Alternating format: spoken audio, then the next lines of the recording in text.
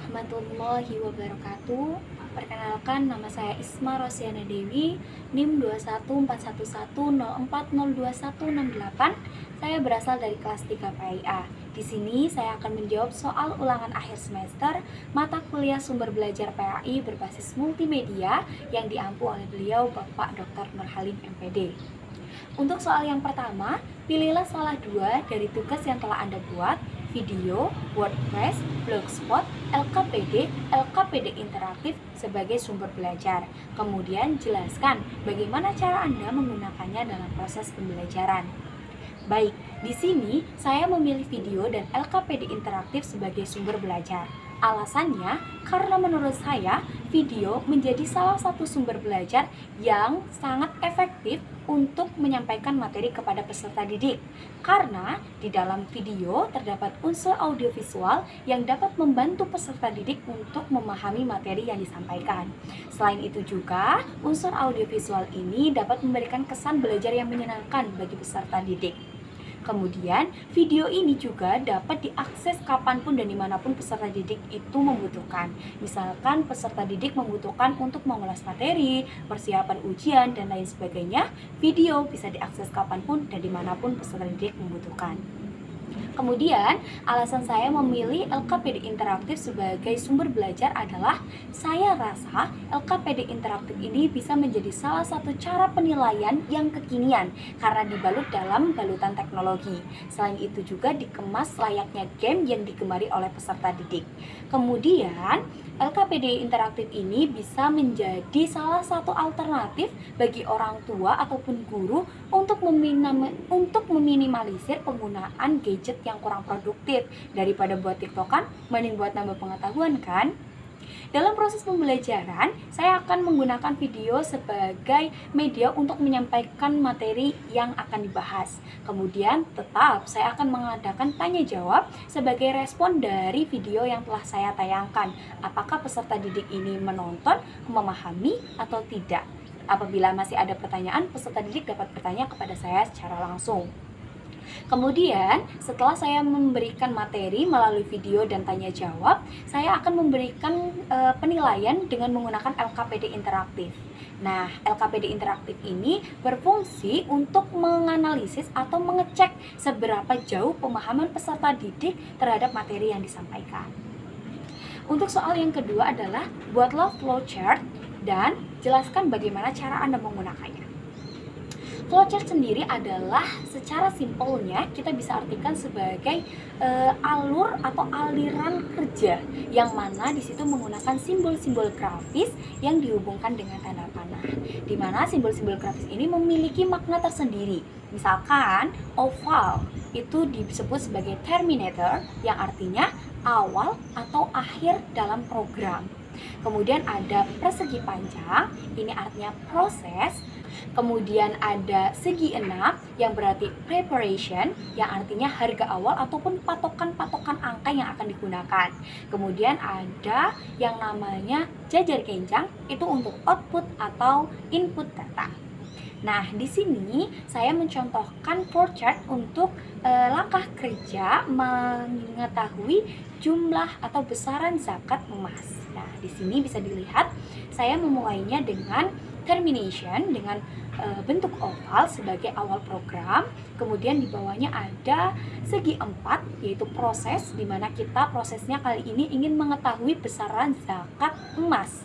Oke, kemudian di bawahnya kita hubungkan dengan tanda panah. Di bawahnya ada segi 6. Ini bisa kita sebut sebagai preparation atau harga awal. Nah, di mana kita tahu bahwasanya nisab dari zakat emas itu adalah 85 gram. Dan selain itu juga harus sudah 1 tahun kepemilikan. Di mana 1 tahun kepemilikan ini dihitung sejak emas ini sudah mencapai nisab. Seperti itu. Kemudian di sini juga ada rumus untuk mencari zakat, yaitu dengan mengalihkannya dengan 2,5%. Nah, kemudian kita lanjut. Di sini ada input atau output data yang dilambangkan dengan yang disimbolkan dengan jajar genjang. Nah, di sini untuk memasukkan besaran emas yang kita miliki. Kemudian di situ lanjut lagi ada proses di mana kita harus mengalihkannya dengan rumus, dan kemudian akan keluar hasilnya berapa besar jumlah zakat yang kita harus keluarkan. Kemudian kita akhiri dengan termination lagi dengan bentuk oval yang artinya akhir dari kerja tersebut. Ini adalah salah satu penggunaan flowchart dalam mata pelajaran fikih ya teman-teman semuanya. Oke, untuk yang ketiga adalah pilihlah 3 aplikasi Android yang dapat digunakan sebagai sumber belajar dan jelaskan bagaimana cara Anda menggunakannya di dalam proses pembelajaran. Baik, di sini saya memilih 3 aplikasi. Yang pertama Maktabah Syamilah, yang kedua ada NU Online, dan yang ketiga ada Kuis Agama Islam SD, SMP, dan SMA. Oke, yang pertama Maktabah Syamilah. Jadi, Maktabah Syamilah ini itu mirip kayak perpustakaan online atau e-library. Nah, tetapi yang membedakan adalah di dalam Maktabah Syamilah ini terdapat banyak sekali kitab. Nah, banyaknya kitab ini menjadi salah satu kelebihan dari Maktabah Syamilah ini sendiri. Kemudian, Maktabah Syamilah ini dapat kita download dengan mudah di website resminya. Namun, ada beberapa kekurangan dari Maktabah Syamilah. Yang pertama adalah fiturnya yang menggunakan bahasa Arab, sehingga tidak semua orang itu bisa mengaksesnya. Apabila orang awam itu baru masuk ke aplikasi Maktabah Syamilah, itu harus mempelajari terlebih dahulu ini artinya apa dan lain sebagainya. Selain itu juga, Maktabah Syamilah ini bisa menjadi salah satu perpustakaan untuk mencari referensi dari pembelajaran-pembelajaran yang membutuhkan referensi seperti itu dari kitab-kitab khususnya. Kemudian dalam proses pembelajaran tentu ketika kita membuat makalah dan lain sebagainya, saya akan menyuruh kepada peserta didik, akan meminta kepada peserta didik untuk mencari referensi dari kitab-kitab dari Maktabah Syamilah. Kemudian yang kedua ada saya memilih NU Online. Nah, NU Online ini adalah salah satu aplikasi yang diluncurkan oleh Nahdlatul Ulama sebagai yang fokusnya adalah layanan keagamaan, di mana di dalamnya terdapat beberapa fitur-fitur yang akan membantu kita untuk memperlengkap tata cara ibadah kita, di mana di situ ada waktu sholat, kemudian ada tata cara sholat, Al-Quran online, terjemah, tafsir, kemudian ada artikel-artikel yang berhubungan dengan keagamaan, dan lain sebagainya. Namun, di samping fitur yang sangat lengkap ini, terdapat ada kekurangan, yakni bahwasanya NU Online ini tidak dapat digunakan oleh semua orang. Karena kita tahu, di dalam Islam sendiri banyak sekali aliran-aliran yang mungkin agak sedikit berbeda dengan aliran Nahdlatul Ulama, sehingga tidak bisa digunakan untuk sembarang orang gitu, hanya untuk orang-orang yang berpaham Nahdlatul Ulama seperti itu.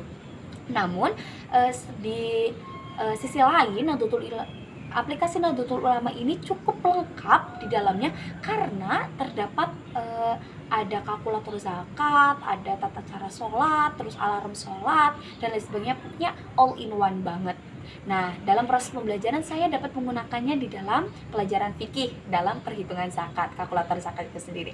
Selain itu juga bisa di dalam Al-Quran hadis dengan memanfaatkan fitur Al-Quran dan tafsir dan juga terjemah. Kemudian yang ketiga, saya memilih Kuis Agama Islam SD, SMP, SMA.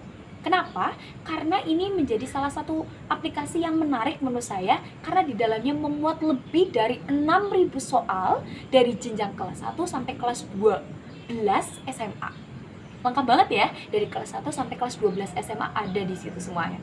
Kemudian di aplikasi ini juga terdapat pembahasan soalnya. Kemudian ada papan peringkat dan juga statistik atau evaluasi statistik. Nah, di situ kita bisa tahu kemampuannya di mana. Nah, dalam proses pembelajaran saya bisa menggunakannya sebagai media untuk saya melakukan penilaian. Selain itu juga saya bisa menganalisis kemampuan peserta didik, di mana kelemahan peserta didik dalam memahami materi. Seperti itu. Mungkin demikian jawaban ulangan akhir semester yang saya buat untuk mata kuliah sumber belajar PAI berbasis Multipedia. Terima kasih, mohon maaf apabila banyak kekurangan. Wassalamualaikum warahmatullahi wabarakatuh.